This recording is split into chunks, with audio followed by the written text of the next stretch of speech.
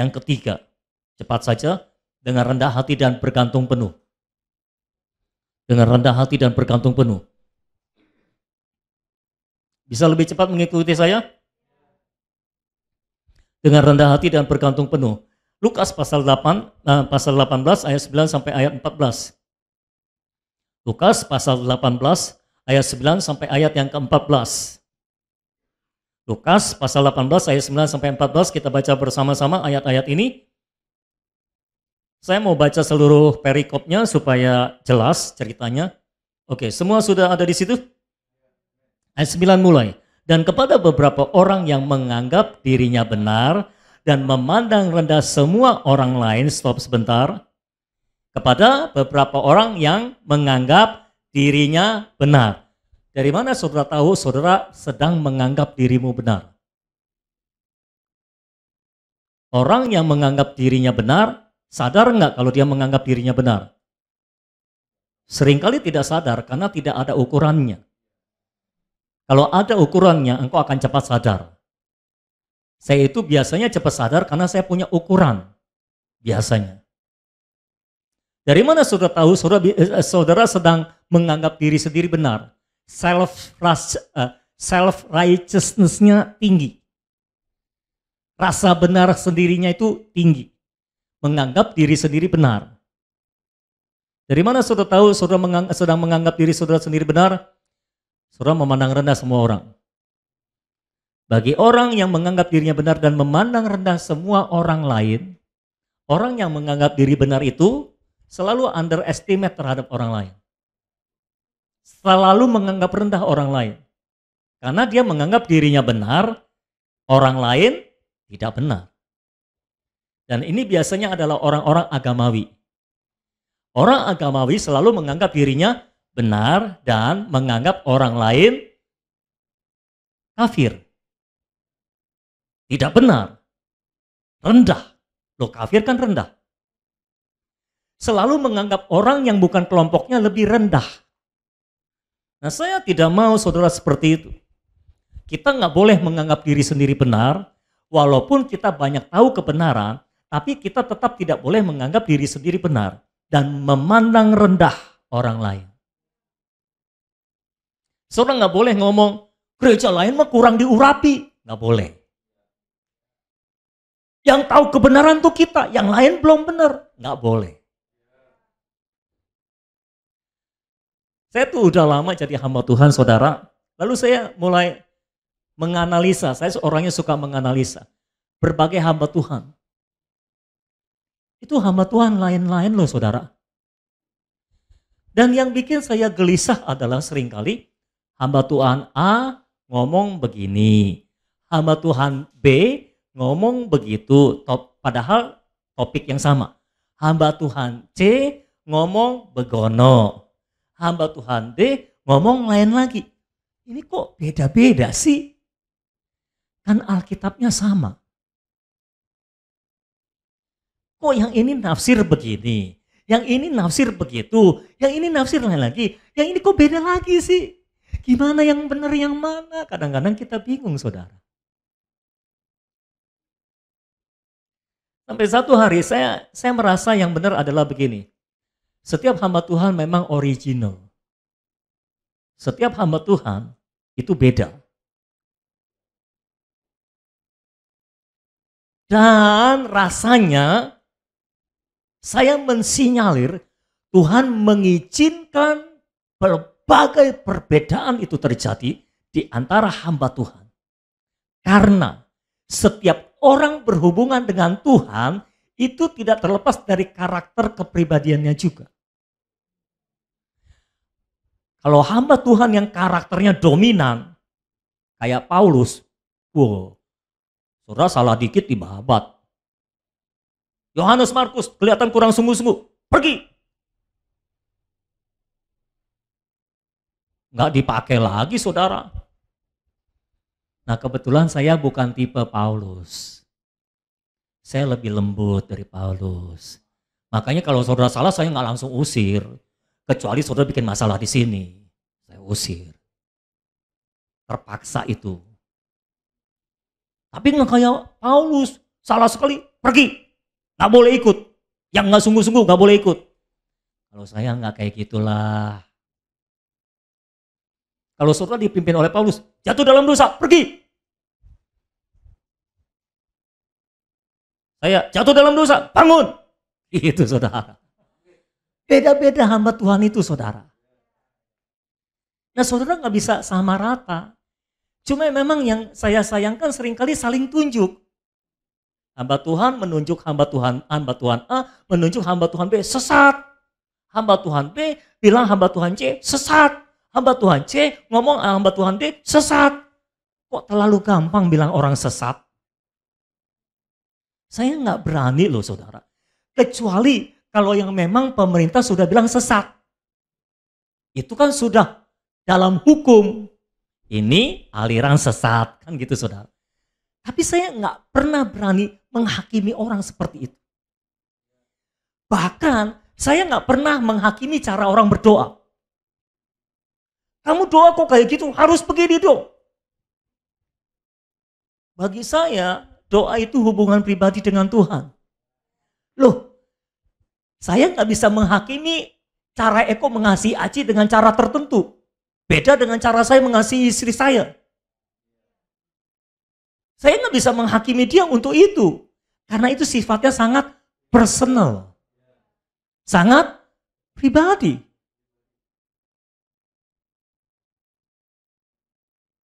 Saya nggak suka menghakimi orang.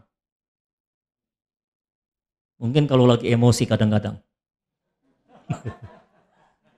Tapi biasanya tidak. Saya selalu mengajari saudara semua orang yang pernah konseling sama saya, pasti tahu saya selalu ngajarin, jangan berprasangka. Iya nggak? Ayo, saya ngajarin nggak? Jangan berprasangka, nggak boleh. Prasangka itu penghakiman sebelum waktunya.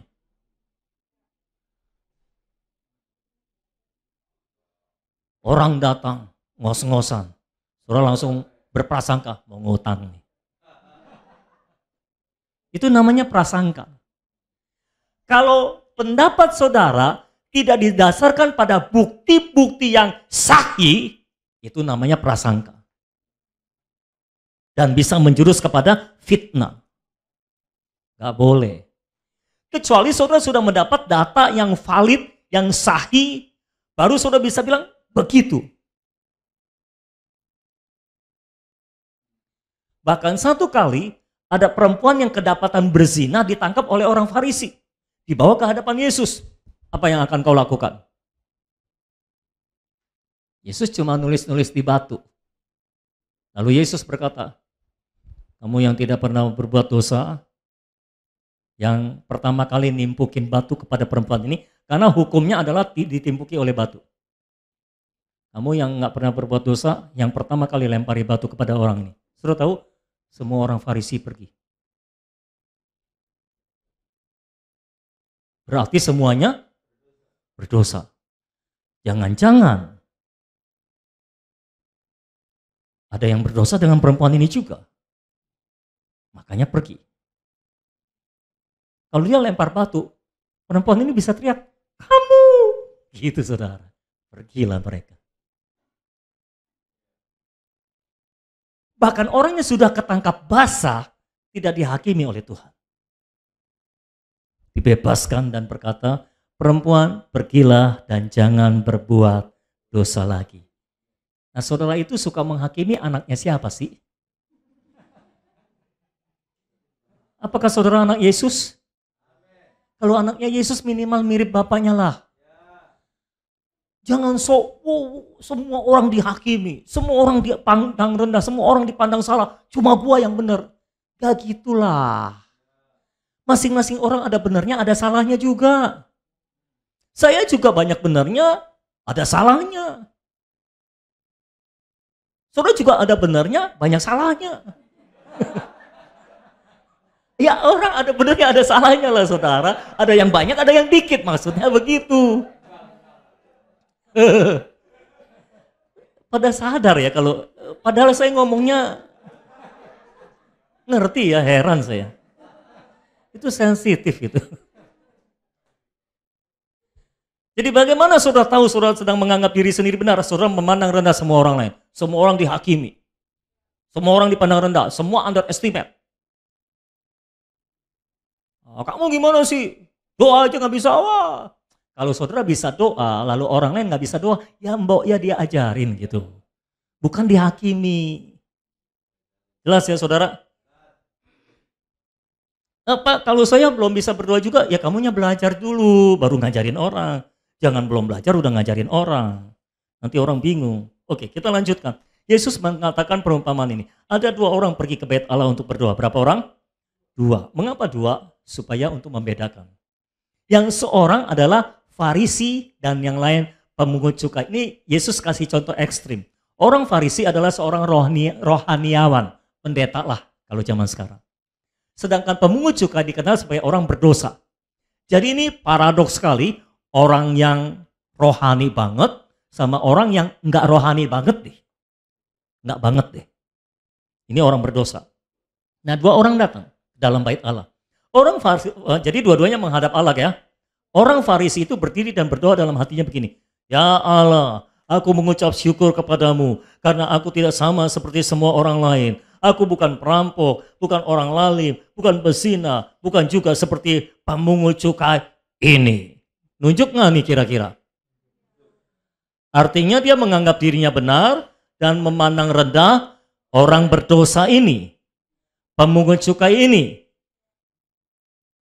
Kadang-kadang orang agamawi itu nyebelinnya sampai waktu doa loh saudara. Bayangin di hadapan Tuhan aja berani menghakimi orang. Nah, berarti menghakimi orang itu sudah jadi nature-nya gitu loh. Di hadapan Tuhan, sang hakim di atas segala hakim, dia berani menghakimi orang. Wah ini orang gak kenal Tuhan. Orang yang suka menghakimi orang itu gak kenal Tuhan. Dia gak tahu kalau dia akan dihakimi oleh sang hakim. Dan ukuran yang kau pakai untuk menghakimi orang akan diukurkan kepadamu.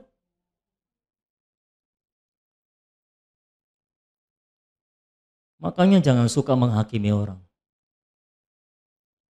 Jangan suka menghakimi orang. Karena penghakimanmu belum tentu benar.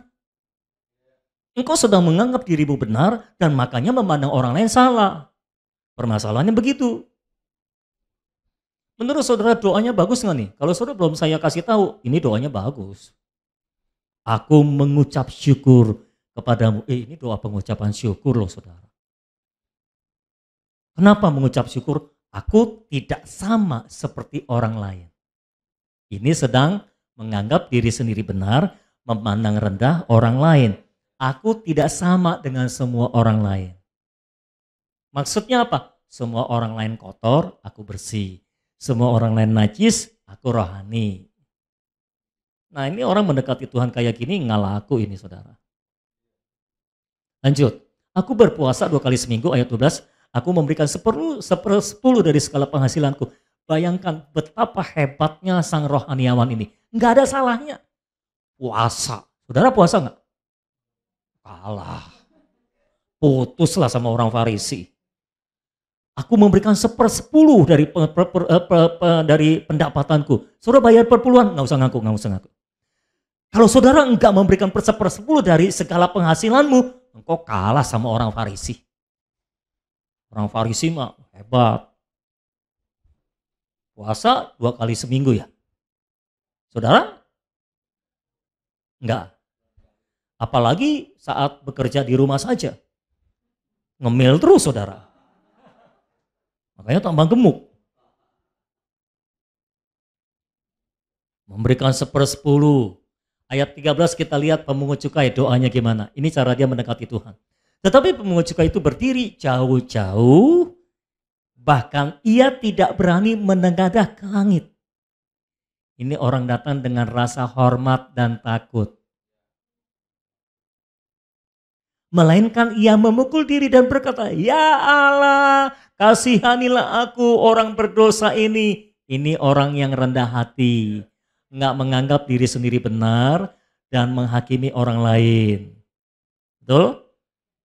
Ayat 14, penghakiman Yesus adalah, aku berkata kepadamu, ini penilaian jurinya Yesus.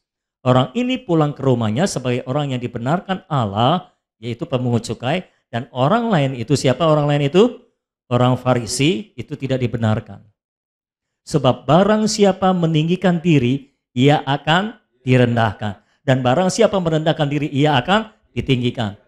Please perhatikan baik-baik, Tuhan itu paling benci sama orang sombong. Paling gak suka sama orang songong. Ketika saudara datang kepada Tuhan, saudara harus pastikan engkau datang dengan iman dan percaya, engkau datang dengan hormat dan takut, dan engkau datang dengan rendah hati dan bergantung penuh. Engkau harus bergantung penuh kepada Tuhan, kepada anugerahnya. Engkau hidup ini, engkau bisa bebas dari dosa, cuma karena Tuhan memberikan anugerah penebusan dosa. Betul? Saudara bisa hidup secara benar, itu karena Tuhan memberikan anugerah untuk saudara hidup benar. Bahkan saudara bisa rajin berdoa, itu karena Tuhan memberikan anugerah untuk engkau bisa rajin berdoa. Jangan songong. Orang yang rendah hati dan bergantung penuh pada anugerah Tuhan itu, dia selalu nyanyi, semua karena anugerahnya diberikan kepada kita. Semua anugerahnya, kok ketinggian lagi ya? Mungkin karena pengaruh speakernya. Bagi kita, bila kita dipakainya. Kalau saudara lebih dipakai daripada orang yang lain, jangan songong. Itu karena anugerah Tuhan. Saya tahu saudara lebih banyak berdoa daripada orang lain, makanya saudara lebih dipakai oleh Tuhan. Tapi ketika engkau dipakai oleh Tuhan, engkau tidak boleh berkata orang lain itu kurang berdoa. Aku tuh banyak berdoa jadi dipakai oleh Tuhan. Engkau tidak boleh berkata seperti itu. Kalau engkau dipakai oleh Tuhan, itu semata-mata karena anugerahnya. Engkau sembuh, engkau tumpang tangan atas orang sakit sembuh. Orang lain tumpang tangan atas orang sakit mati. Lalu engkau berkata, karena aku banyak puasa, dia kurang puasa sih, makanya gendut. Belum tentu. Kalau engkau dipakai oleh Tuhan, itu karena anugerahnya. Kalau engkau lebih diberkati daripada yang lain, jangan songong. Ya aku lebih diberkati dari kamu, soalnya aku hidup benar, aku banyak doa. Kamu tuh bikin dosa melulu, makanya gak diberkati. Kurang doa sih, makanya gak diberkati. Ini songong namanya saudara. Nanti kalau saudara kebiasaan sehari-harinya songong kayak gitu, giliran menghadap Tuhan nanti kebawa nih songongnya. Lalu saudara mulai ngatur-ngatur Tuhan. Nah orang yang sombong, tidak rendah hati dan tidak bergantung penuh sama Tuhan. Biasanya kalau dengar firman Tuhan juga, yang ada di pikirannya selalu orang lain, bukan dirinya. Saya lagi khotbah tentang rendah hati dan bergantung penuh. Ini buat dia nih, cocok nih. Dia kurang rendah hati tuh, songong dia. Waktu saya bicara tentang hormat dan takut, ini dia nih, ini si B nih. Dia kurang hormat dan takut itu. Saya bicara tentang datang dengan iman dan percaya. Wah itu si D kurang iman itu. Dia harus dengar khotbah ini nih. Lalu pulang dari sini telepon dia.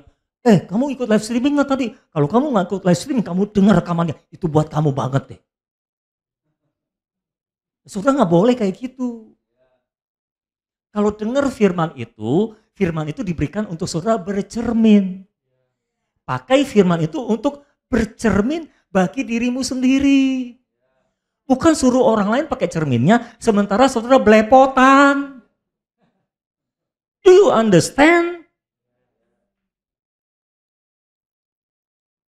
Banyak orang dikasih cermin, bukannya dipakai untuk diri sendiri, suruh orang lain bercermin.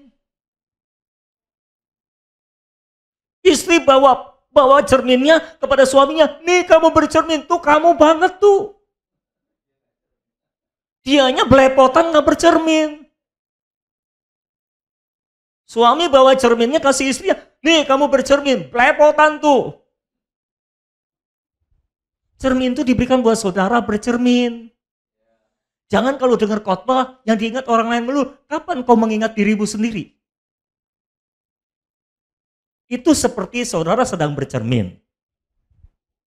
Saudara sedang bercermin. Nih saudara ada di depan cermin nih.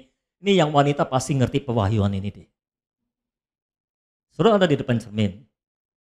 Belum bedakan, belum apanya. Ada corang moreng di sini. Saudara lihat semuanya itu. Tapi yang saudara ingat orang lain. Dia udah bercermin belum tuh ya?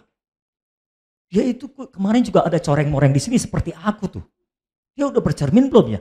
Jadi saudara sedang ada di depan cermin yang saudara ingat orang lain.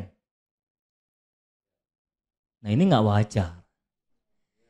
Kalau saudara ada di depan cermin, please perhatikan dirimu sendiri dan selaraskan dirimu dengan cermin yang ada di depanmu. Nggak perlu ingat orang lain. Orang lain ada bagiannya sendiri, di rumah juga mereka punya cermin. Percayalah, mereka pasti punya cermin. Nggak usah khawatir tentang orang lain. Orang lain akan mendapatkan firman-Nya sendiri, saudara akan mendapatkan firman-mu sendiri. Nggak usah urusin orang lain. Kalau waktu berhadapan dengan Tuhan, please nggak usah ngurusin orang lain. Jangan datang sama Tuhan, Tuhan, aku terima kasih Engkau memberkati aku. Aku terima kasih Tuhan, Engkau tidak membuat aku kayak si A yang nggak diberkati hidupnya, tiap hari kekurangan, kerjanya cuma ngutang. Dan dia udah utang sama aku, nggak bayar tuh Tuhan. Tolong tegur dia Tuhan. Nah Tuhan nggak suka nih sama orang yang datang dengan cara seperti ini. Ini orang songong. Merasa dirinya benar dan menganggap orang lain rendah. Ketika datang kepada Tuhan, pastikan kau datang dengan hati yang bergantung penuh kepada Dia. Engkau harus berkata, Tuhan, aku butuh Engkau. Jangan datang kepada Tuhan dan menunjukkan bahwa engkau tidak butuh Dia. Bahkan sering kali engkau menunjukkan bahwa Tuhan butuh engkau. Nah ini bahaya. Saya nggak mau tahu bagaimana metode saudara, saya nggak mau menyentuh masalah metode dulu. Saya kasih ukurannya dulu sama saudara. Saya kasih prinsip-prinsipnya dulu sama saudara. Kalau saudara datang sama Tuhan, jangan songong, rendah hati, bergantung penuh. Percaya semua karena anugerah Tuhan. Kalau engkau lebih hebat daripada yang lain, itu karena anugerah Tuhan. Bukan karena orang lain tidak melakukan sesuatu dan engkau melakukan sesuatu. Ada nggak orang yang sudah melakukan banyak tapi tidak mendapat apa-apa? Ada juga. Jadi semua karena anugerah Tuhan. Saya bisa berdiri di sini karena anugerah Tuhan. Saudara bisa duduk di situ karena anugerah Tuhan. Loh banyak orang yang mau ada di sini, nggak ada di sini. Karena mereka tidak mendapatkan anugerah itu. Bahasa lainnya, mereka belum mendapatkan hidayah. Paham? Saya perlu memberikan kata itu supaya saudara lebih mantap pengertiannya gitu saudara. Jadi ada banyak orang yang mau hadir di sini, nggak bisa hadir di sini karena mereka belum mendapatkan anugerahnya.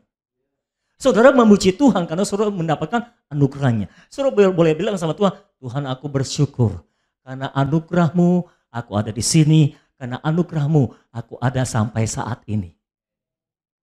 Karena anugerahmu. Karena anugerahmu aku bisa lolos dari masa krisis ini. Penghasilanku tidak berkurang, malah nambah Tuhan. Terima kasih Tuhan. Jangan ngungkit-ngungkit orang lain yang penghasilan berkurang. Oke? Ketika engkau menghadap Tuhan, jangan bilang, kasihan tuh dia Tuhan, penghasilannya berkurang tuh. Mungkin dia kurang doa puasa. Terima kasih karena aku rajin doa puasa. Bukan. Semua jelas? Dan engkau harus bergantung penuh pada Tuhan dan pada anugerahnya. Yang saya mau gariskan di sini adalah, jangan lupa Tuhan adalah Allah yang cemburu. Engkau tidak bisa bergantung kepada yang lain, dan engkau mau bergantung sama Tuhan juga. Engkau harus bergantung penuh kepada Tuhan. Untuk pengampunan dosa, engkau hanya bergantung penuh pada kasih karunia-Nya, pada darah Yesus. Untuk bisa dipakai oleh Tuhan, engkau harus bergantung penuh pada kuasa Tuhan, pada hadirat Tuhan. Untuk segala sesuatu yang kau butuhkan, engkau harus bergantung penuh sama Tuhan. Kalau engkau bergantung sama yang lain, Tuhan cemburu loh. Termasuk kalau engkau masih bergantung kepada dirimu sendiri, Tuhan cemburu. Tuhan itu Allah yang cemburu. Please pahami ini. Kalau seorang istri bergantung kepada pria lain, suaminya akan cemburu. Kalau engkau lebih memuja yang lain daripada Tuhan, Tuhan juga cemburu. Tuhan itu Allah yang cemburu. Ketika engkau menghadap Tuhan, pastikan engkau punya hati yang bergantung penuh kepada anugerahnya. Engkau bergantung penuh pada anugerah Tuhan. Oke? Semua paham apa yang saya sampaikan? baru engkau akan dibenarkan oleh Tuhan. Tapi kalau engkau menganggap dirimu sendiri benar dan memandang rendah orang lain, engkau malah akan disalahkan oleh Tuhan. Engkau tidak menerima pembenaran daripada Tuhan. Ketika saudara menghadap Tuhan, yang saudara butuhkan adalah pembenaran, bukan kebenaran dirimu. Kalau Tuhan bilang engkau benar, engkau benar. Kalau Tuhan bilang engkau salah, walaupun engkau benar, engkau tetap salah. Paham saudara? Oke, yang keempat, yang terakhir, dengan jujur dan apa adanya. Haleluya. Yang keempat, dengan jujur dan apa adanya. Kita baca dulu ayatnya, Ibrani pasal 4 ayat 13. Ibrani pasal 4 ayat 13. Dengan jujur dan apa adanya. Ibrani 4 ayat 13. Semua sudah di situ? Sama-sama. Dan tidak ada suatu makhluk pun yang tersembunyi di hadapannya, sebab segala sesuatu telanjang dan terbuka di depan mata Dia, yang kepadanya kita harus memberikan pertanggungan jawab. Di hadapan Tuhan, semua makhluk itu tidak ada yang tersembunyi. Semuanya telanjang di hadapan Dia. Jadi saudara, kalau nggak datang dengan jujur dan apa adanya, percuma juga. Karena Tuhan tahu isi hati saudara. Saudara paham itu? Saudara tahu kalau Tuhan tahu isi hatimu? Saudara nggak bisa membohongi Tuhan. Saudara nggak bisa mengelabui Tuhan. Saudara datang dengan pakaian lengkap, pakai dasi, pakai jas, pakai celana panjang, bukan celana pendek. Pakai kaos kaki, pakai sepatu. Kan ada yang ngajarin itu, kalau datang sama Tuhan mesti pakaian lengkap, yang resmi untuk menghormati Tuhan. Bukan gitu sih menurut saya. Tapi saudara sudah memakai pakaian itu, tapi hatimu kotor. Apakah Tuhan tahu? Tahu. Datang itu sama Tuhan tuh jujur saudara. Kalau saudara merasa ada kelemahan saudara yang saudara tidak bisa tangani sepanjang waktu ini, datang ngomonglah sama Tuhan jujur apa adanya. Minta tolong sama Tuhan. Tuhan, ini saya lemah di sini nih. Saya udah berusaha, tapi nggak bisa-bisa Tuhan. Udah dibimbing, nggak bisa juga. Udah dibimbing sama mentor ternama sampai yang tidak ternama. Sampai mentornya nggak punya nama, nggak berhasil juga. Sampai dibimbing oleh mentor yang terkenal di dunia dan di akhirat, nggak berhasil juga Tuhan. Tuhan tolong akulah. Nah engkau bergantung penuh sama Tuhan, lu jujur apa adanya. Kalau saudara takut ya bilang takut. Awalnya saudara bilang, Tuhan saya takut. Saya sedang takut, tolong saya Tuhan. Nanti baru akhirnya saudara akan mendeklarasikan sesuatu yang dari Tuhan. Terima kasih Tuhan, Kau memberikan aku damai sejahtera. Aku tidak takut lagi. Walaupun badai menerpa, walaupun topan melanda, aku tidak takut lagi Tuhan. Karena Tuhan besertaku. Jadi jangan karena mau deklarasi iman, saudara menutupi semua rasa yang ada di dalam diri saudara. Nah ini membuat saudara jadi tidak jujur dan apa adanya. Percayalah semua, Tuhan tahu apa yang engkau sedang rasakan. Saya membiasakan diri untuk datang kepada Tuhan dengan hati yang jujur, sangat jujur. Kalau saya lagi marah, saya akan berkata kepada Tuhan, Tuhan, saya marah banget. Tolong saya Tuhan. Saya nggak bilang sama Tuhan, Tuhan, saya nggak lagi marah nih Tuhan. Enggak Tuhan, saya nggak marah. Cuma di dalamnya membara gitu saudara. Apakah Tuhan tahu? Tahu. Kalau nggak marah bilang aja sama Tuhan, saya lagi marah, saya butuh bantuan Tuhan untuk bikin saya jadi nggak marah. Saya lagi takut, saya butuh bantuan Tuhan untuk bikin saya jadi tidak takut. Saudara sedang tergoda untuk melakukan dosa, datang sama Tuhan, ngomong apa adanya. Tuhan, saya sedang tergoda untuk berbuat dosa, Tuhan tolong saya. Dan berdoa sampai Tuhan menolong saudara mengangkat semua keinginan untuk berbuat dosa. Dan kau tidak akan jatuh ke dalam dosa. Seringkali kita tuh kurang jujur dan apa adanya ketika berhadapan dengan Tuhan.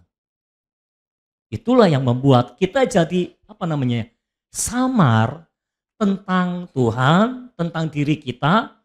Kita juga jadi samar mendengar suara Tuhan karena saudara itu terbiasa menyamarkan segala sesuatu dengan ketidakjujuran saudara, dengan alasan-alasan rohania, tapi sebetulnya saudara nggak jujur. Kayak gitu loh saudara, ngerti maksud saya ya? Jadi ketika saudara datang, percayalah Tuhan tahu segala sesuatunya. Tuhan hanya mau saudara mengungkapkan apa adanya. Setelah saudara mengungkapkan apa adanya, maka Tuhan akan menjamah saudara, akan memperbaharui saudara. Ya. Nah, kalau saudara sedang mengalami, sepertinya saudara tidak merasa salah. Sepertinya saudara tidak ada perasaan apa-apa, saudara rasanya nyaman-nyaman saja. Saudara bisa berdoa sama Tuhan seperti ini, Tuhan, tolong sinari saya, terangi saya. Kalau masih ada sesuatu yang salah dalam hati saya, tolong munculkan supaya saya bisa membuangnya. Nanti Roh Kudus akan munculkan, akan dicabut, Roh Kudus cabut. Karena saudara mengizinkan dia mencabut. Datang kepada dia dengan jujur dan apa adanya, karena di hadapan dia kita memang telanjang dan terbuka di mata dia. Nah, jangan juga saudara ngomong kayak gini, Tuhan, Engkau tahu semuanya. Engkau tahu segala sesuatu. Aku gak perlu ngomong, Engkau tahulah Tuhan. Tapi saudara perlu ngomong. Kalau saudara jatuh ke dalam dosa, saudara perlu mengakui dosa saudara dan minta ampun dosa. Iya kan? Nah, makanya perlu ngomong. Saudara ngomong apa adanya. Apa yang kau rasakan dan apa yang kau harapkan. Apa yang kau minta dari Tuhan untuk membantu saudara. Tolonglah Tuhan. Aku begini, aku gini, aku gini. Nanti hadirat Tuhan akan menjamah saudara dan akan memperbarui hati saudara. Buat saya, hati yang tahir itu penting.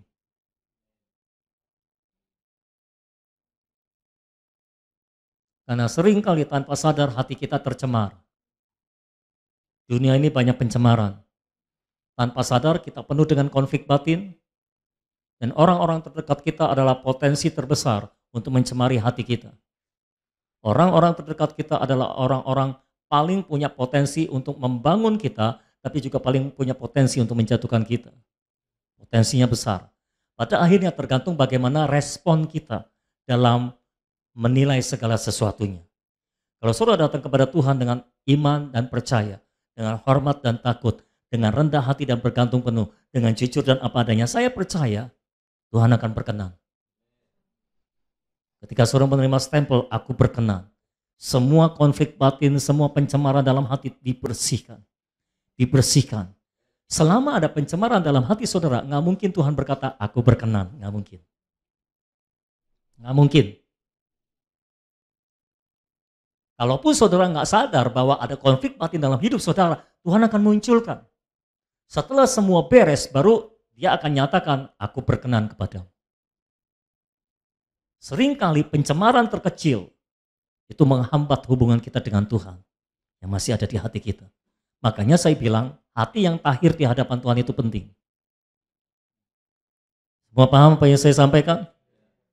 Oke, saya mau bacakan ayat terakhir ketika saudara berkenan kepada Tuhan. Apa yang akan terjadi? Yesaya 49 ayat yang ke-8. Yesaya pasal 49 ayat yang ke-8. Ini ayat penutup. Setelah ini kita akan menyembah Tuhan. Yesaya 49 ayat yang ke-8. Beginilah firman Tuhan. Pada waktu aku berkenan, aku akan menjawab engkau. Kalau Tuhan berkenan, Tuhan akan menjawab saudara.